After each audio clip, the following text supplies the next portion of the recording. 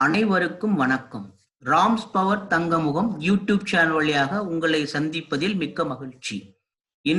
இன்றைய பதிவில் நாம் எது உண்மையான வழிபாடு என்பது பற்றி சுவாமி விவேகானந்தர் ராமேஸ்வரம் ராமநாத சுவாமி கோயிலில் 27/1/1897 நிகழ்த்திய சொற்பொழிவின் குறிப்பு பற்றி பார்க்க இருக்கிறோம். அன்பிலும் இதயத்தின் தூய்மையான பக்தியிலும்தான் மதம் வாழ்கிறதே தவிர சடங்குகளில் மதம் வாழவில்லை. ஒருவன் உடலும் மனமும் தூய்மையாக இல்லாமல் கோயிலுக்கு செல்வதும் சிவபெருமானை வழிபடுவதும் பயனற்றவை. உடலும் மனமும் தூய்மையாக இருப்பவர்களின் பிரார்த்தனைகளை சிவபெருமான் நிறைவேற்றுகிறார்.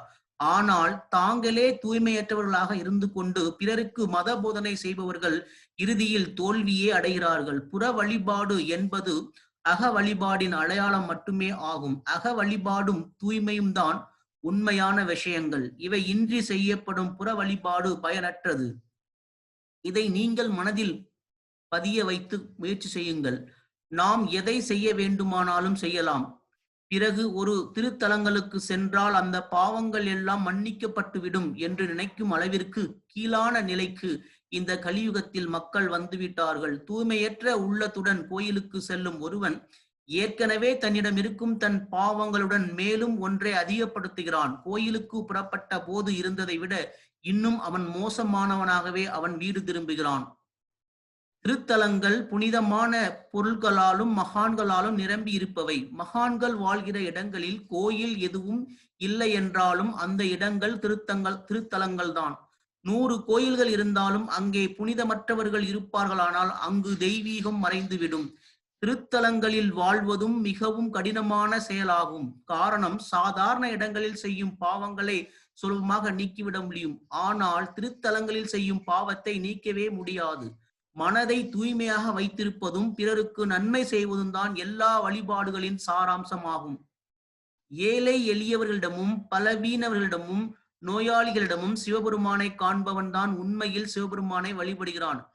விக்கிரத்தில் மட்டும் சிவபெருமானை காண்பவன் வழிபாடு ஆரம்ப நிலையில் தான் இருக்கிறது. ஒரே ஒரு ஏழைக்காகிலும் அவனது ஜாதி, இன, மதம் போன்ற எதையும் பாராமல் அவனிடம் சிவபெருமானை கண்டு அவனுக்கு உதவிகள் செய்து தொன்றாற்றுபவனிடம் சிவபெருமான் மிகவும் மகிழ்ச்சி கொள்கிறார். கோயிலில் மட்டும் தன்னை காண்பவனை விட அவனிடமே சிவபெருமான் அதிக மகிழ்ச்சி கொள்கிறார்.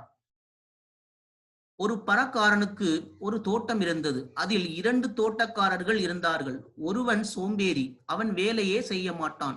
ஆனால் எஜமான் தோட்டத்திற்கு வந்தால் போதும் உடனே எழுந்து போய் கை கூப்பி வணங்கியபடி எஜமானிடம், ஓ என் எஜமானின் முகம் எவ்வளவு அழகாக இருக்கிறது என்று புகழ்ந்து பாடி அவர் முன்னால் பல்லை இழித்து கொண்டு இருப்பான்.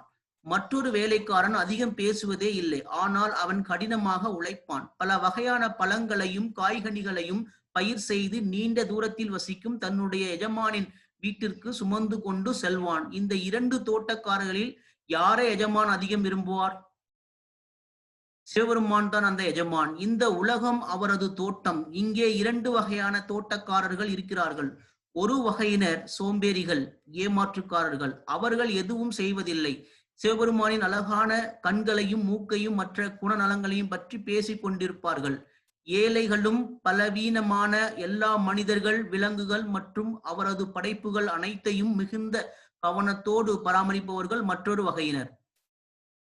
இவர்களில் யார் சிவபெருமானின் அன்பிற்கு உரியவர்கள்? நிச்சயமாக அவருடைய பிள்ளைகளுக்கு சேவை செய்பவர்களே சிவபெருமானின் அன்பிற்கு உரியவர்கள். தந்தைக்கு சேவை செய்ய விரும்புவர்கள் முதலில் பிள்ளைகளுக்கு சேவை செய்ய வேண்டும்.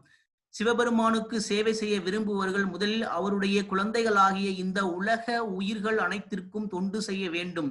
இறைவனின் தொண்டர்களுக்கு சேவை செய்பவர்களே இறைவனின் மிகச்சிறந்த தொண்டர்கள் என்று சாஸ்திரங்களிலும் சொல்லப்பட்டிருக்கிறது. இந்த கருத்தை நீங்கள் நினைவில் வைத்துக் கொள்ளுங்கள்.